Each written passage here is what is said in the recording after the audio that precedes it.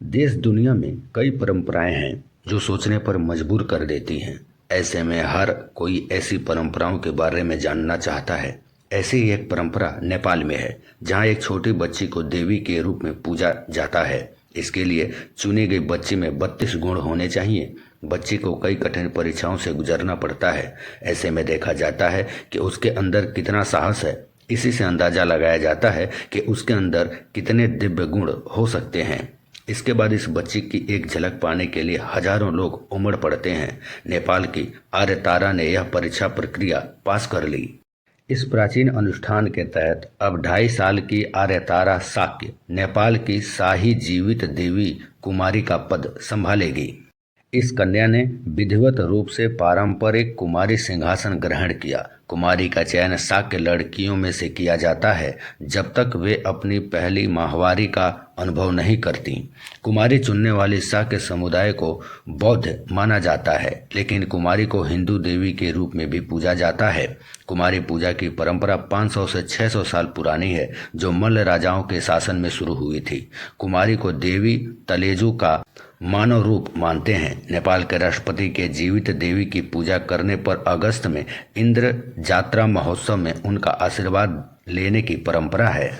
2 साल 8 महीने की आर्य तारा शाक्य पारंपरिक साहस परीक्षा पास करने के बाद नेपाल की देवी कुमारी बन गई। नन्हे हाथों में लाल लाल चूड़ियां, माथे पर लाल बिंदी, लाल टीका, आंखों में काजल, गले में फूलों की माला और चटक लाल रंग का लहंगा पहने नेपाल की नई लिविंग गॉडेस जब काठमांडू की सड़कों पर निकली तो पूरा काठमांडू उनके पीछे हो लिया।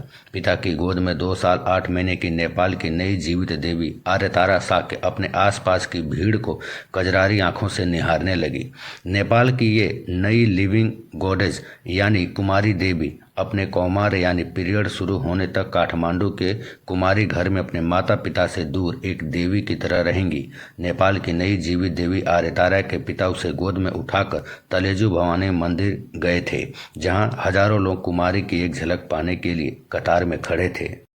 आर्य तारा शाक्य से पहले काठमांडू की कुमारी देवी तृष्णा शाक्य थी, जो कि अब 11 साल की हो चुकी हैं। तृष्णा 2017 में कुमारी देवी बनी थी और अब माहवारी की शुरुआत के बाद वो साधारण इंसान की तरह जीवन बिताने के लिए कुमारी घर से विदा ले चुकी हैं। वर्तमान कुमारी आर्य तारा ने तृष्णा शाक्य का स्थान लिया। परंपरा के अनुसार किशोरावस्था में प्रवेश करते ही तृष्णा का कौमार काल समाप्त हो चुका है। फिर उन्हें विशेष प्रार्थना और ज्योतिषीय मूल्यांकन के साथ घर ले जाया गया। इसके तहत 8वें दिन काठमांडू के ऐतिहासिक कुमारी भवन में आर्य तारा की औपचारिक पूजा की गई।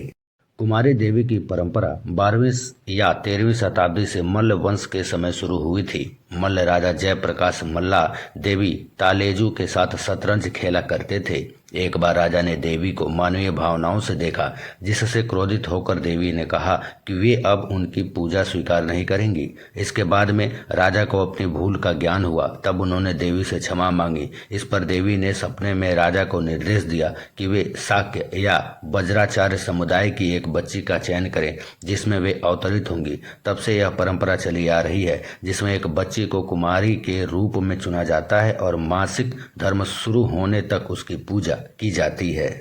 नेपाली परंपरा के अनुसार देवी कुमारी चुने जाने के लिए एक कन्या में 32 गुण होने चाहिए, जिसमें सुंदरता, शारीरिक शुद्धता, शांत स्वभाव, दिव्य गुण, शरीर पर कोई घाव या निशान न होना, अंधकार का भय न होना, सभी दांत स्वस्थ होना और असाधारण निर्भयता शामिल है।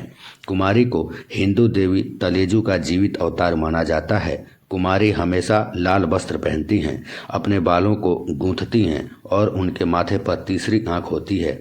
एक शर्त यह भी है कि शाही कुमारी शाक्य वंश से होनी चाहिए और उसके माता पिता देवी काठमांडू के स्थानीय शाक्य समुदाय से होने चाहिए। शाही कुमारी की पूजा हिंदू और बौद्ध दोनों में ही होती है। कुमारी चुने जाने के बाद लड़की अपने माता पिता का घर तक छोड़ देती है, जब तक कि कोई अन्य जीवित देवी उसकी जगह नहीं ले लेती। जीवित देवी के लिए एक विशेष कुमारी घर की व्यवस्था की जाती है, जिसमें कोई आधुनिक सुविधाएं नहीं होती हैं। हाल के कुछ वर्षों में परंपरा में कई बदलाव आए हैं और कुमारी को मंदिर के महल के अंदर निजी शिक्षकों से शिक्षा प्राप्त करने और एक टेलीविज़न सेट रखने की अनुमति भी दी गई है। सरकार अब सेवानिवृत्त कुमारियों को एक छोटी मासिक पेंशन भी प्रदान करती है। इस दौरान माता पिता को अपनी बेटी से मिलने की अनुमति नहीं होती है और वे अपनी बेटी को तभी देख पाते हैं जब कुमारी साल में लगभग 13 बार विशेष आयोजनों और स्थानों पर जाती हैं। नेपाल में जीवित देवी की पूजा साल भर होती है, लेकिन कुछ विशेष अवसरों और त्योहारों पर इसका महत्व बढ़ जाता है। कुमारी को नेपाल में तलेजु भवानी यानी दुर्गा माता का जीवित रूप माना जाता है। उनकी पूजा मुख्य रूप से काठमांडू दरबार स्क्वायर के कुमारी घर में होती है। नेपाल में कुछ कुमारी की दैनिक पूजा उनके कुमारी घर में सुबह और शाम को ही देखी जाती है। कुमारी देवी भक्तों से मिलते वक्त शांत मुद्रा में होती हैं और वो इशारों में अपने भाव प्रकट करती हैं। नेपाल में कुमारी देवी का रोना बेहद अशुभ माना जाता है। सन 2001 में 6 साल की कुमारी देवी चनीरा बज्राचार्य लगातार 4 दिनों तक रोती रहीं। उनके रोने के आखिरी दिन 1 जून 2001 को नेपाल के तत्कालीन युवराज ने अपने माता पिता राजा वीरेंद्र और रानी ऐश्वर्य समेत शाही परिवार के 9 लोगों की हत्या कर दी और फिर खुद को गोली मार ली थी। चनीरा बज्राचार्य ने 2 साल पहले मीडिया से बात करते हुए बताया था कि एक दिन मैंने रोना शुरू किया बिना किसी वजह के। मेरी माँ ने मुझे मिठाई दी, गिफ्ट्स दिए, मुझे मनाने की हर कोशिश की, लेकिन मैं चुप नहीं हुई। मंदिर के पुजारी ने मुझे देखा और भविष्यवाणी कर दी कि देश में बहुत बुरा होने वाला है। और चौथे दिन मैंने सुना कि राजा और उनके पूरे परिवार को किसी ने मार दिया। मैं इस घटना को समझ नहीं पाई और कुमारी रहते हुए मेरे साथ ही सबसे बड़ी घटना हुई।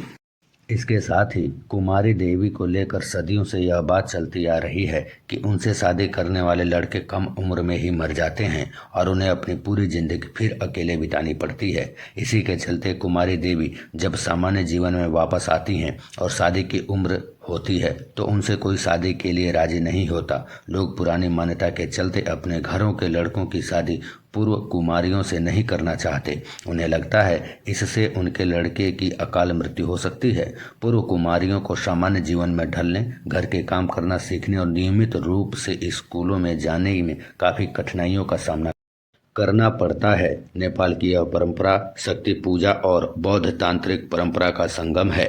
कुमारी की पूजा से देश में शांति, समृद्धि और सुरक्षा बनी रहती है। नेपाल में सबसे प्रसिद्ध कुमारी घर काठमांडू दरबार स्क्वायर में है। इसके अलावा पाटन और भक्तपुर में भी कुमारी पूजा की परंपरा है। नेपाल के जीवित देवी की परंपरा एक अनोखी सांस्कृतिक और धार्मिक प्रथा है जो शक्ति की पूजा और बौद्ध मान्यताओं का अद्भुत मिश्रण है।